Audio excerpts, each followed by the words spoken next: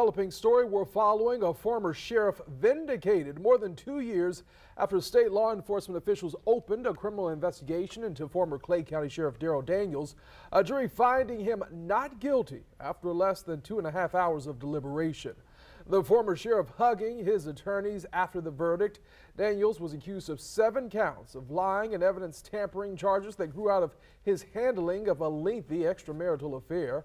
The former sheriff stood accused of committing crimes in his official capacity, but his defense attorney insisted the deletion of information from his agency's cell phone wasn't an attempt to hide it from investigators, but to hide it from his wife and hopefully save his marriage.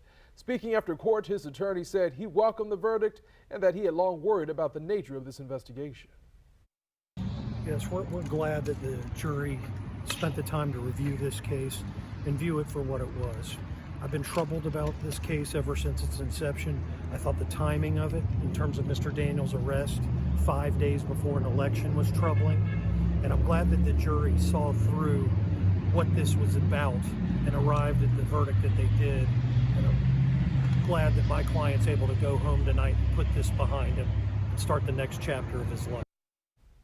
Now, speaking briefly after court, the former sheriff said he will hold a press conference at some point in the near future to discuss his future plans.